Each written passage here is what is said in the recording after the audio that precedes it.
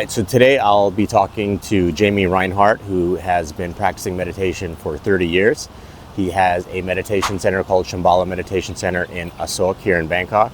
He's been living here in Thailand for 20 years, and he's going to share his experience and his knowledge with meditation with us today. So I hope everyone can get something out of this. So you're our first guest. Yeah. So awesome. Yeah, thank you. Yeah, thank you. Yeah, and I think it's good that it's like on this topic because it's something that like meditation and has really changed my life.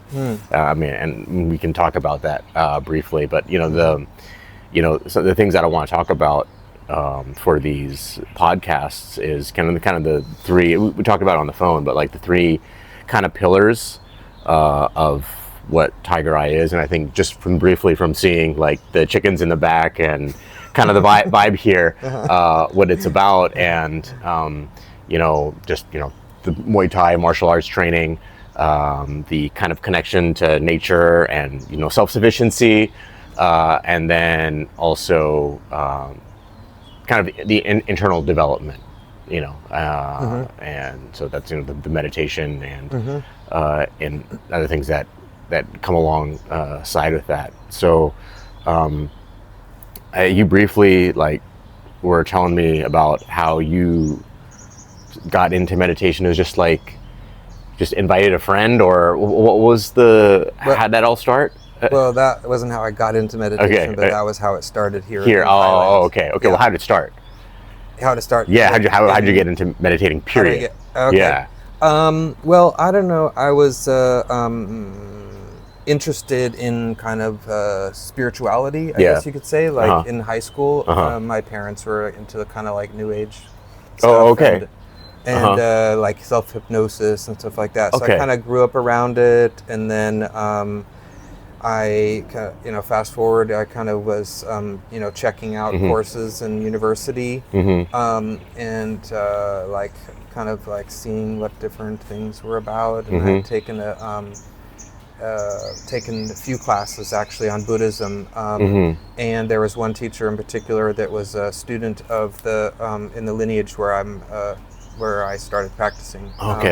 And he was really speaking from experience, and so it was different than just the philosophy kind of approach that most of the other teachers were giving, and I got really interested in that, and then started. And so what do you mean by speaking from experience? Like you could tell it wasn't just a theory for him, that he actually was doing it, and he actually had, tasted the the fruits, and you could see the benefits of it, and like there was something very clear and precise about him and his understanding, and it was really just incredibly inspiring for me. So on the one hand, I was also I was incredibly inspired, and then on the other hand, I was also suffering because of my own kind of feelings of inadequacy and feeling disconnected, it had feeling clumsy in social interactions, and just kind of disconnected in body and mind, that. What's that? How old were you? How old am I? Yeah, no, not at that time. How old was I then? Yeah. That would have been, I started meditating when I was in college. I was 20, no, not 20. It was about 30 years ago. Oh, yeah, okay. Yeah, it was in 1993. Okay. 93.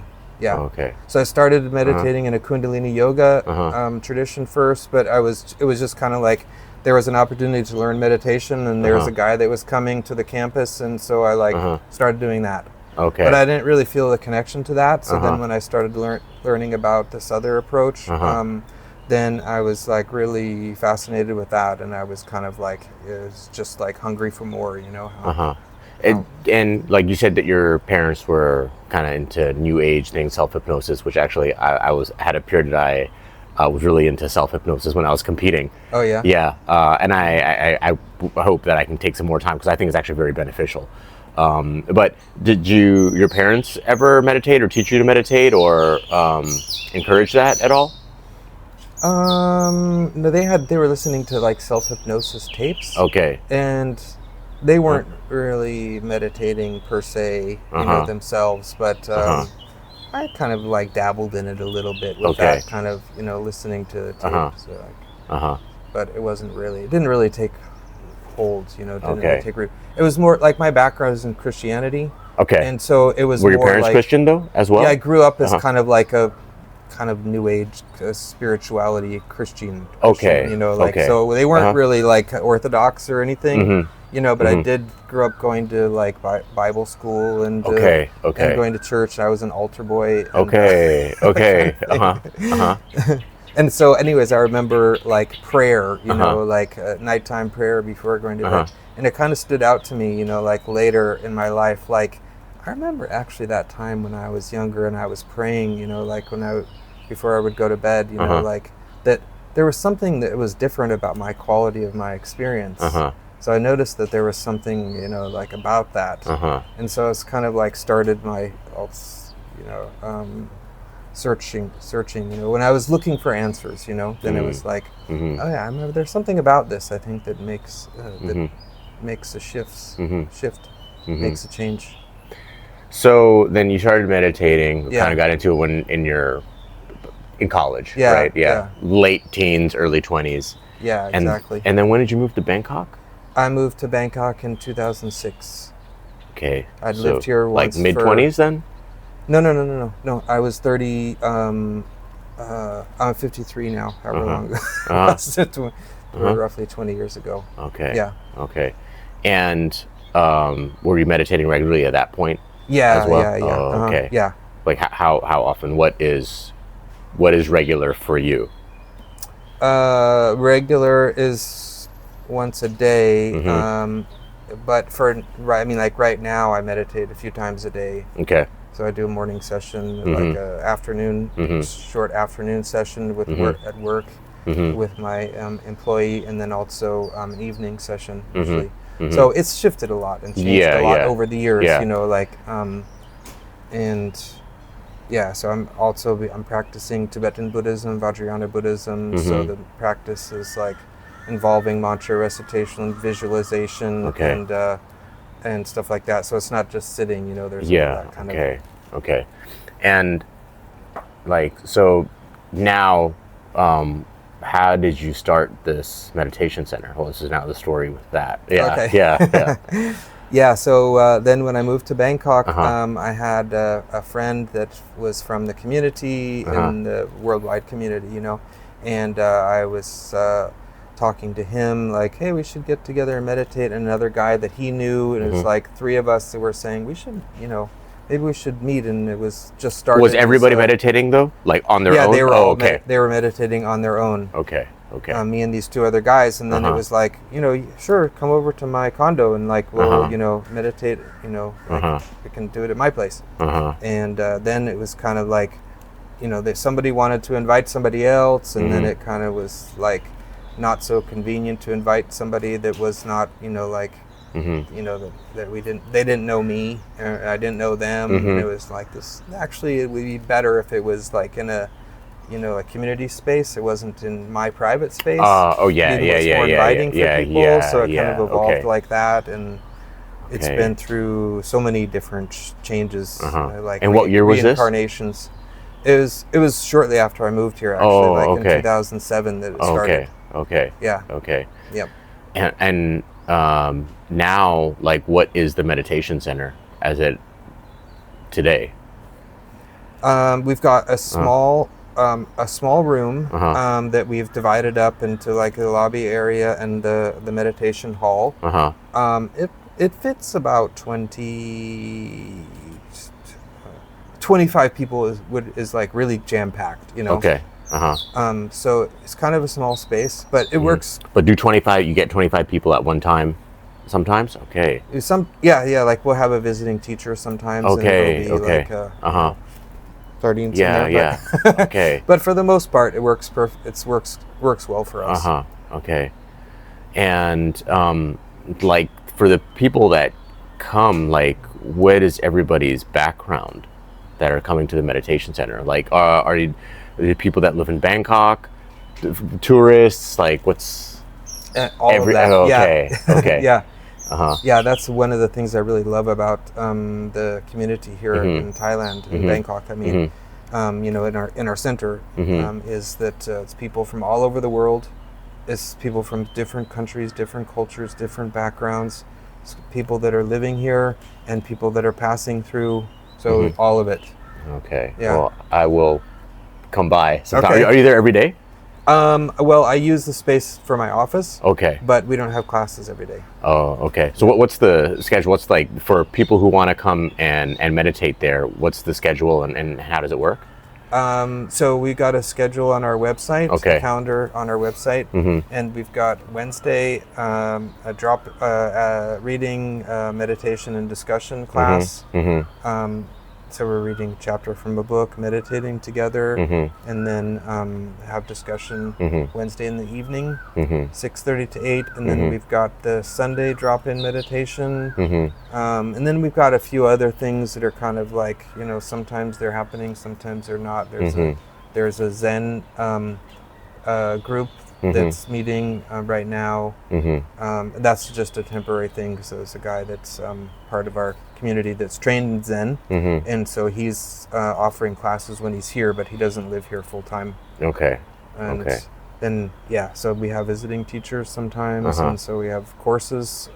Then also sometimes we just finished a 5-week course that I was telling you about. Right. Okay. And so.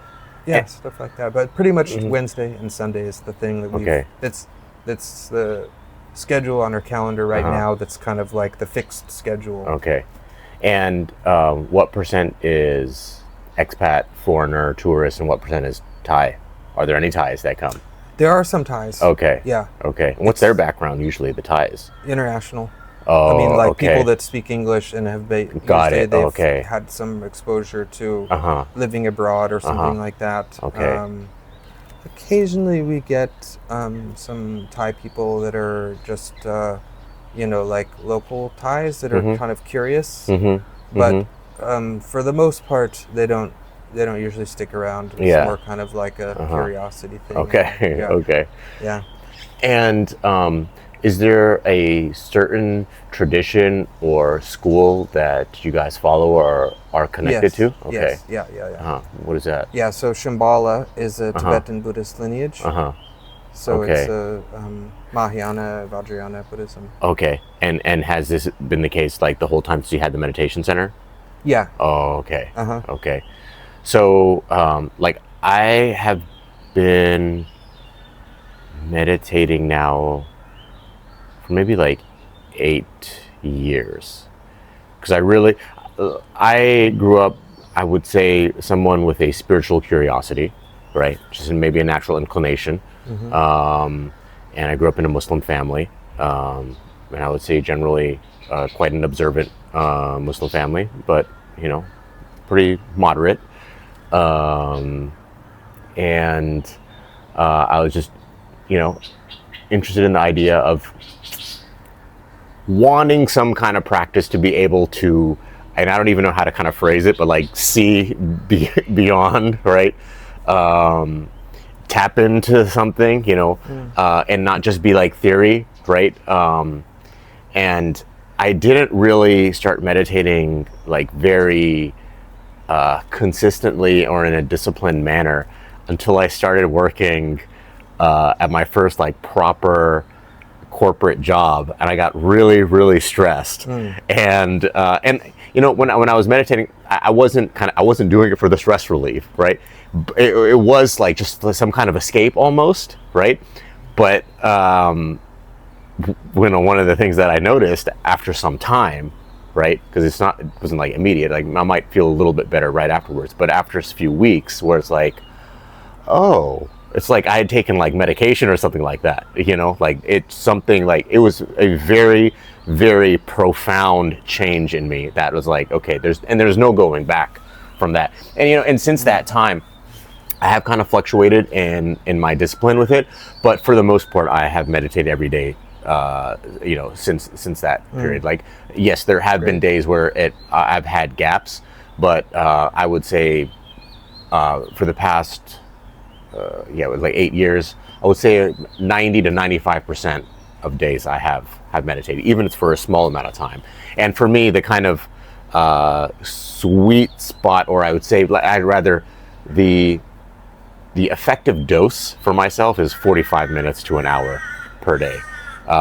You know, and what I would tell other people, and I tell myself, it's like, okay, even if it's 5 or 10 minutes, that's fine, because you have to keep a hold of that. You know, you just can't let you know, too many days pass without it, or it's going to be difficult to get back into it, right?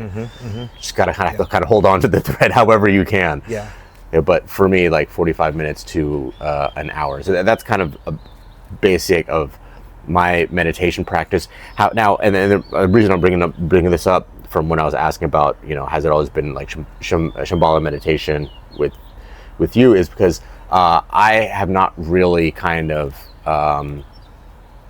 associated myself or been attached to any specific tradition, and I'm actually quite ignorant about the different types of meditation. I believe, right, and I'm not even certain, right, I believe that the form of meditation that I do is probably Vipassana.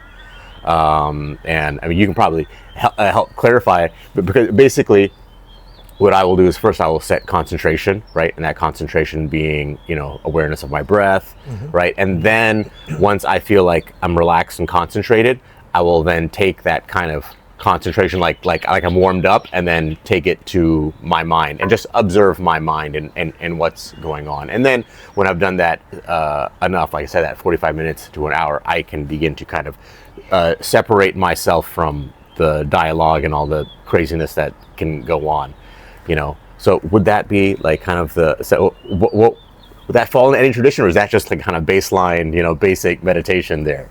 Yeah, that's kind of baseline. Yeah. I mean, a lot of traditions. One of the most prevalent, I should say, techniques in meditation is using the breath as the object of attention. And breath is suggested and recommended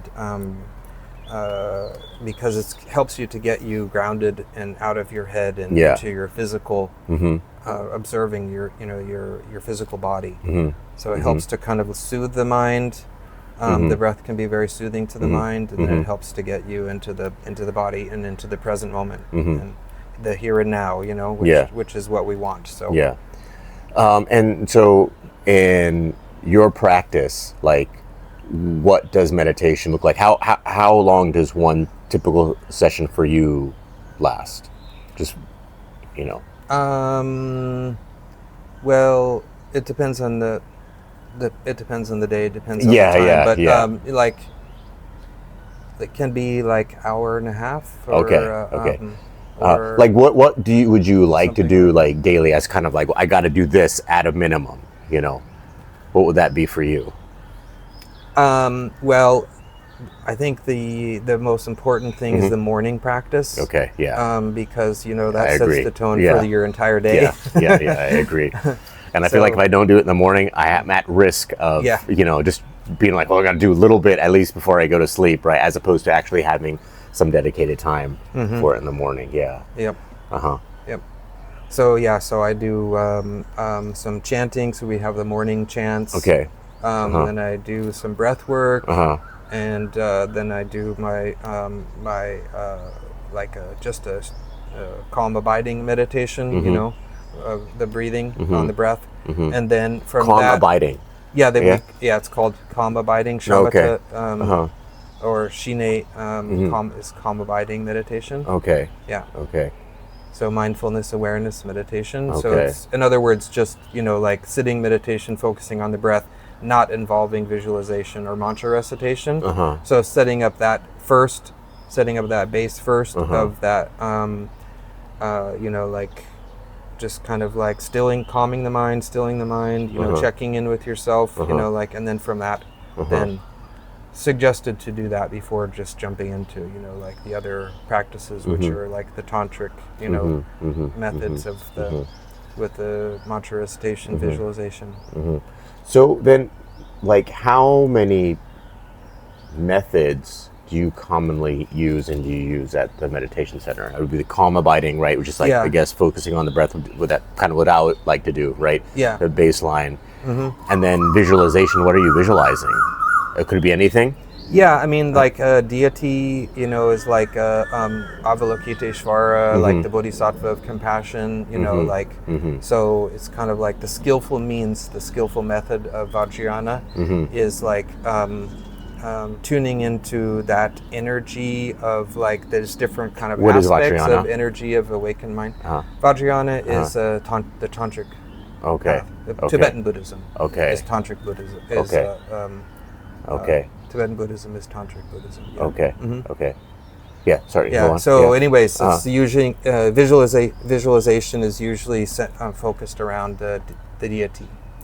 Okay. So there are the different kind of aspects of enlightened mind. Like, so there's different kind of angles. There's different kind of emphases and different approaches, and there's different, kind of like methods, through the different deity. And what do you mean through the different deity? Like... Yeah, like Avalokiteshvara, Chenrezig, is the Bodhisattva of compassion. Is there a visual representation? Yeah. Okay. Yeah. Would it be something that I'm familiar with? Like, is it something that you would see? You might have seen like the Thangka paintings, like the paintings that are framed in the silk brocade. I don't know. When I think of like, when I think about painting, or I think of like Tibetan Buddhism, I think of those things that they shave, like that powder. Okay. Yeah. That's what is that? Sand mandala. Okay. Yeah, and those are also connected to the different deities. So the different deities have different mandalas. Oh, okay. And so they're kind of like their... So in Tibetan Buddhism, does the deity have like a representation or an avatar like they do in Hinduism, or no? Because when you say deity, to my mind, I think like Ganesh or Hanuman or something like. Yeah. Oh, okay. Yeah. Okay. Well, what's the difference? Yeah. Well, I'm not a scholar. Yeah. Like, no, I don't know. Yeah. The difference between Hinduism and like. But when you say deity, right? This is what I really like. When you say deity and you like the visualization of a deity. Yeah. So that is not like the same as visualizing like Ganesh or Hanuman or anything or something like that. No, it would be the same. It would be the same. Yeah. Okay. Yeah. And so, but the how the deity is shown in Tibetan Buddhism, does it look the same, or like, or no, or is it like the what is it, the mandala that you were saying, the one sand mandala, right? So that is a visual representation of a deity, right? And when I see it, it looks like very like more like geometric and right. So it's not like an anthropomorphic expression of a deity. Like it's not like an animal or a human kind of. They are. They are. Okay.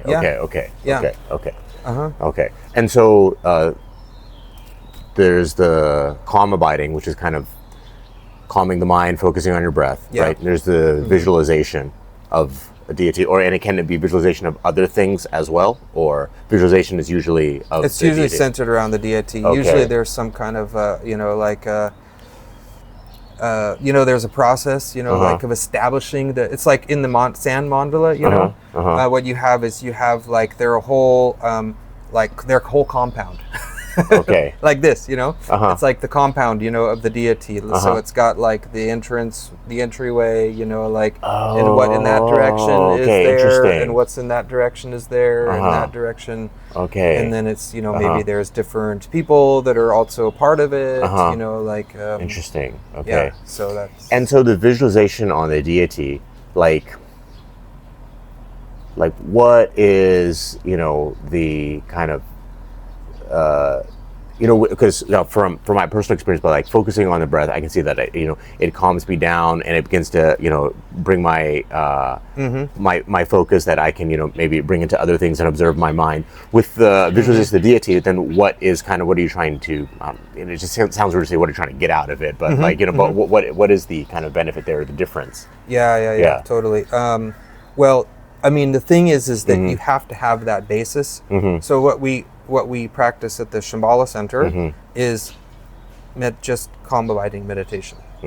occasionally we'll do some practice where we have like, we'll do some chants and stuff like that. But basically, really, the focus is, and this is the emphasis of our teachers and our lineage, is that, you know, you need to develop the ability to work with your mind, to settle your mind, to calm your mind, to not run away from boredom, to not be chasing entertainment and distractions and, you know, that whole thing, you know, like to kind of like, if unless you come to terms with that in yourself first, then, you know, the other stuff just becomes another form of entertainment. Okay. And also you can't do it anyways. Yeah. Because you can't you have to be able to hold your attention to the object, you know? So if you're going to do visualization, mantra recitation, you know, like, or for that matter, contemplation practice, you know, you need to be able to have that firm stability of the mind, you know, like of strength, stability, and clarity of the mind, the three things, you know? Okay. And so without that, then it's kind of like you could be doing anything, but it's not really going to do you any good, you know, because you're not really there. You're not really focused. You're not really paying attention, you know? Yeah. But to come back to your question, that, the emphasis of the deity practice is like, you know, there are different kind of aspects of enlightened mind or awakened mind that we can kind of like tap into the energy of that and tune into the energy of that. And then we use that as a way of transforming our confused, neurotic, you know, like egotistical kind of perspective into awakened mind. And so it's important also to mention, you know, that's not considered, awakened mind is not considered to be something out there. It's considered that we, you know, that we all have that potential. Oops. That it's something inside of us, you know. So it's not like, oh, you're getting, you know, like Avalokiteshvara, you know, like, and it's like, it's more that it's awakening, you know, that capacity that's already within you. But there's a skillful method of doing that. Like, how do you become more compassionate? You know, so this is a method. This is a method to do it. How do you increase your wisdom? You know, Manjushri, you know, is the bodhisattva of wisdom. And so, you know, there's the different kind of like methods of, you know, like highlighting the kind of like you identify with the awakened aspect, you know, of that deity, and then it helps you to be able to manifest that in your experience. So you bring it into your life. For, you know, it's all based on compassion. It's all based on how to be a more sane, the golden rule, right? Totally. Yeah. Exactly. Yeah. So you have the calm abiding. Yeah. The visualization, and what else there? And then the mantras, right? Yeah, the mantras go along with and would that essentially in some way be like prayer? Or similarity to prayer? It's different from prayer because it's kind of like, it's like seed syllable, you know, it's like Om, you know, it's like kind of like cosmic, you know. So it's not so much, I mean, the chants would be more kind of like what you would consider prayer, you know, so doing the morning chants or the evening chants, you know, is kind of like, those are kind of like prayers. But the mantra is more something that like connects with the deity. So chanting and mantras are separate. Yeah. Yeah. Okay. Yeah, well, they're part of the same sequence. But,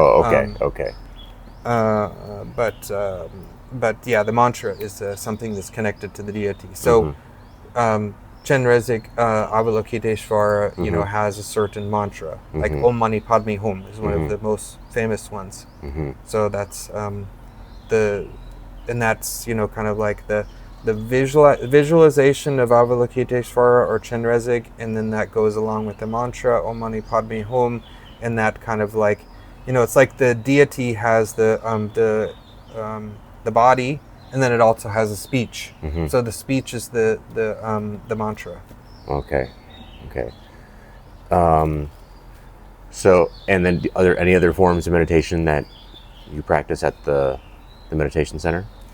No, I mean, it's pretty much like the thing is that, I mean, you can't just say like, oh, that's for beginners, you know? Yeah. Because on the one hand, it's the beginning, but it's also the ultimate fruition as well. Yeah. Because ultimately the fruition is, well, the whole thing is about being able to just rest your mind in a relaxed way, in open space, and connect to non-conceptual wisdom. You know. Yeah. So you don't need a lot of bells and whistles to do that. Yeah. But the thing is that we're so complicated, and we like, that we like, we need that sometimes kind of like, if you can't just rest your mind in non-conceptual awareness and wisdom, like in the present moment now, then here's something really complicated to help you get there.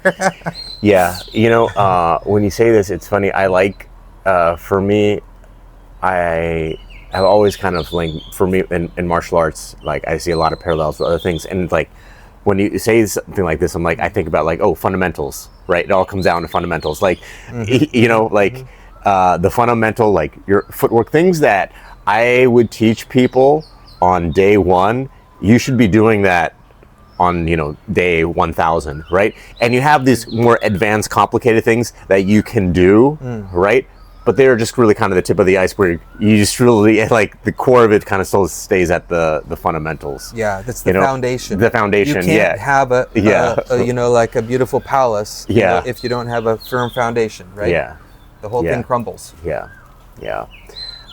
So now, like, being here in Thailand, in a Buddhist country, what has that experience been like? Because, for example, I have a friend of mine is actually one of the co-founders for the gym, and the story about the gym is, I was just getting into martial arts. And this is about 20 years ago, and I was traveling around Thailand and training, and I went to his hometown.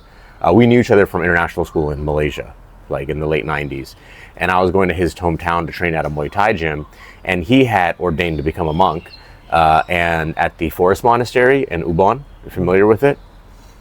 I forget what the name was, but anyway, so he was there. And he was disrobing at the same time. He had been there for 2 years, and he's like, okay. He planned to go there for 3 months, and he ended up being there for 2 years. And he was coming out of it, and we kind of just like, our paths crossed at that time. I hadn't seen him in like 10 years. And so I was the first person outside of his family members to kind of greet him from coming out from that life. And, after that, we had a lot of conversations about, what we might want to do in the future. And that's kind of the seed was planted for this place, actually. Oh, wow. Yeah. But he, mentioned that it's like, in Thailand, like at the Forest Monastery, they do. But he's like, a lot of monks in Thailand said, they don't meditate, man. He's like, and I was like, oh, wow. That's, I was surprised to hear that. But now actually living here, I kind of see, what that a lot of the Buddhism in Thailand and similar to, so I'm from Pakistan. I was born in Pakistan, and a lot of the way that Islam is, it's not a judgment call by any means, but a lot of it is like kind of local tradition on top of Islam. And I feel like a lot of Buddhism here is like local tradition on top of Buddhism. So a lot of, I think a lot of Westerners are people who really study Buddhism, and they would come to like, well, this is, you're kind of doing your, like, this is not necessarily, what I learned, so like, what's your experience with that? And why did you come to Thailand in the first place? Was there any link with Buddhism when you came to Thailand, or was it just a coincidence? No, it wasn't specifically linked to Buddhism. It was because of a family connection.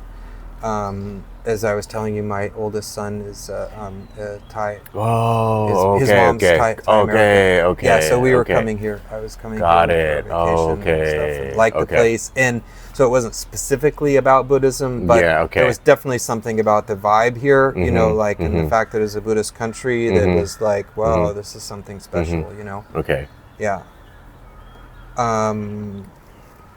So but now living here, like, what do you kind of notice and see, and has your opinion changed about how Buddhism is practiced in Thailand? Yeah. Well, the thing is that I didn't ever study in this tradition, in Thai Buddhist tradition. Right. Okay. So because my teachers are Tibetan Buddhists, right. I did my training, like in the U.S. Yeah. And so when I moved here, I was already kind of like had my own groundwork. Right. Okay. But and Thailand is Theravada, correct? Exactly. Yeah. Yeah. And Tibetan Buddhism is Mahayana. It's Mahayana. And there's a third one, right? That's like Vajrayana. Vajrayana. Yeah. Okay. Vajrayana is an extension of Mahayana. Okay. It's not separate from Mahayana. Okay. But yeah. Yeah. So it's a different tradition, and it's not something that I've studied. Okay. Myself, and so, but I will say that the thing, to answer your question in a roundabout way. Yeah. That the thing that has really struck me is that it's one thing to be a Buddhist living in a non-Buddhist country, and you don't quite get the whole background. You don't get the whole flavor of it, I should say. But when you are a Buddhist living in a Buddhist country, then you actually really get the whole kind of like the whole package.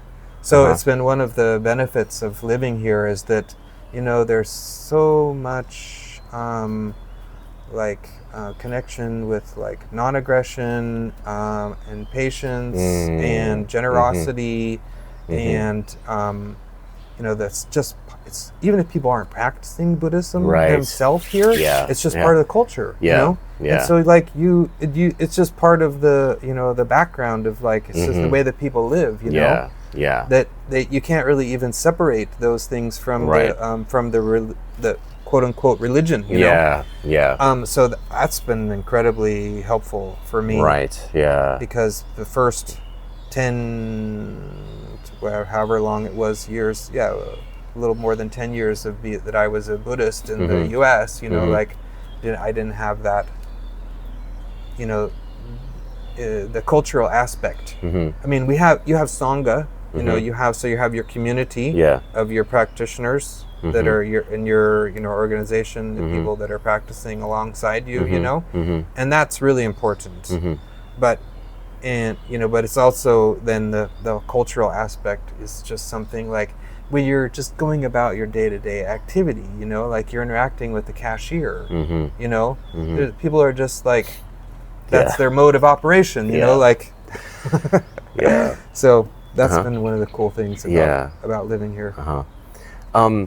Okay, so something I wanted to ask you is that do you think that there is something different or any kind of additional benefit of practicing or meditating with a group versus alone?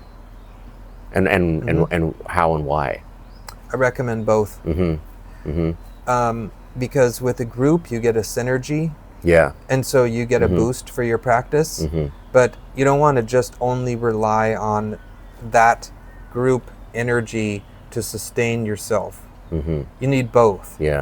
Develop your own ability to sustain your own mindfulness, and it's a little bit more challenging, right, when you're doing it by yourself. So if you go back and forth between the group practice and the individual practice, then you get a really nice kind of like energy that comes out of the one, complements the other, and then it makes the other one stronger, and then it goes back to the other one and makes the other one stronger. So the two of them together and this is where I see another parallel with Islam as well, actually, because you have the congregational prayer. I mean, and people like Muslims pray 5 times a day, but there's one mandatory or obligatory, is that the Friday prayer, where the congregational prayer, like people can go and meet at the mosque to pray, but they can also do that at home. But the Friday prayer is something that can only be done with others, and I've thought about like that, like, because I was like, well, why do you have to pray with other people? Why is that? I should be able to like just be by myself alone, but there is a synergy that comes into play. So that's interesting. And now you at your meditation center, you congregate twice a week, right? It's like 2 times a week where it's kind of scheduled where people will meet up for activities. Yeah. And the rest of the time you meditate on your own or with like, your employee, like you were saying. Yeah. Right. Yeah. So over here we have 3 days a week. We have meditation in the morning. It's tough. Tough in the sense that like getting people to come. Oh yeah. Yeah. Uh-huh. Like those 2 days a week, how many people do you have come to your center? It's anywhere from like 10 to 15 people. Yeah. Yeah. And any advice for us here how to build that up? Because it's a hard sell. Yeah. And it's weird because like I feel like everybody wants to do it. Like I won't say everybody, but a lot of people. A lot of people. Mm-hmm. I'm like, yeah, and it's so beneficial, and half of it is just to make sure that I come here, right? Whether I'm by myself or anybody else comes here, right? Because I have that on the schedule, so I got to be here, right? But it would be great. We had somebody. Shout out to you, Sven. We miss you. He's like my partner here in the mornings. Like I could rely on him to be here, and he went to Montreal and left. But yeah, it was me and him many times. Sometimes it'd be other people, and now it's just me. But the people that are coming, like how, like how did you kind of like? How many of them are just like strangers popping through, and like any advice on how to build that up over here? I mean, there's got to be like in a 1 kilometer radius, some people around here, that were looking for something like that. It's weird. It's like, do you sell it? Like, and I don't want to charge for it, right? And sometimes it's like it's a free class, and sometimes you think it's like, well, maybe putting a value on it would like maybe that kind of helps. I don't know what to do. Yeah. Well, the thing that I've discovered is the time of the day and the day of the week matters a lot. Okay. So Sunday has been a good day for us. It seems like a lot of people are free on Sundays. Okay. Whereas evenings. What time is it on Sunday? Not necessarily 2 to 3. Oh, okay. Okay, so in the afternoon. Yeah. Okay. Yeah. Okay. So it's like it's like the most ideal time. Okay. You can't ever please everybody. Yeah. No matter what you do, somebody's going to have an objection to that time slot or that day. But I mean, the thing is that it's hard. There's a lot of misinformation about what meditation is about, how it works, and then you have the internal aspect of it, which is that it's very difficult. It's very challenging, to sit with your own anxiety and your own restlessness and it's not relaxed time, nervous energy, and the feeling that you're not accomplishing something that you should. The feeling like you need to be doing something active and busy. I mean, we live in a culture that's always telling us, do, accomplish, achieve. Yeah. And then meditation is like, kind of feels like just, putting the brakes on that whole system. And so like, and then there's the fact that you have to come face to face with your own mind, which is you get to see all of the things about yourself that are your assets, your strengths, but you also get to see where you're stuck. You also get to see where you're caught and where you're trapped and where your demons are, and all of that stuff. And there's no escaping that when you're sit down to practice meditation with yourself, or by yourself or with a group. I mean, and so like a lot of people like don't continue with it because of how difficult it is. And part of it's our mission has been education, because education really helps a lot. That people need to know what they need to have the roadmap, for like how to start, how to navigate the terrain as a beginner, and then what happens as you start to progress as well, because like there's a lot of possible detours and sidetracks and pitfalls and stuff like that that can be avoided if you have proper guidance. But if you just try to do it on your own, you know, it's like, you know, you can get stuck on a detour, you know, like for a long time, you know? And so, yeah, anyways, so I think that it's just that it's challenging for people no matter what, you know, like with the speed of, you know, like life these days and with the, you know, distraction, you know, that it's quite challenging for people to want to commit to something like that, even if it's free, you know? So, maybe if you pay them, you know? They'll still probably find an excuse. I mean, it's not for everybody, you know what I mean? Like, and the good thing is that with meditation becoming so popular in recent years and all the scientific stuff behind it, you know, that there's a lot of good information about why you should do it, and there's a lot of interest in it. But yeah, it's not easy to. We get a lot of people right after January 1st. Okay. You know, and then you know, kind of like tapers off from there. So there's that kind of like initial enthusiasm. I want to do it, and then like, you know, like people kind of. So.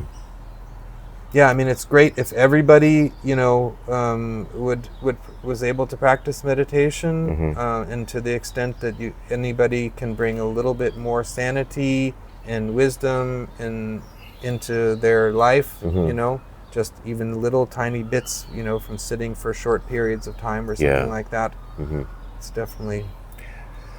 Well, I definitely know I'd like to have you come back because I actually want to. I think talking about kind of that roadmap would be great.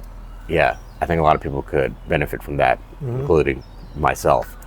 I'm gonna end it here. Thank you. Thank you. Thank you very much for coming, being the first guest, and you might even be the second guest as well. Because thank you very much. And my pleasure. Thank you for asking me. Great to meet you and great to have the conversation. All right, so that's the first one here at Tiger Eye, and any information and stuff like that, I'll put it in like the description and whatnot, so people can find the meditation center. It's in Prakanong, right? No, it's in Asoke. Asoke. Oh, okay, great. So the very center. Yeah. Okay, great. Okay, cool. Well, hopefully there we get some more people visiting because of this, even if it's one or two, which knows, like, whatever, you know, even if it helps people just from hearing, you know, like something about it, you know, like them. It's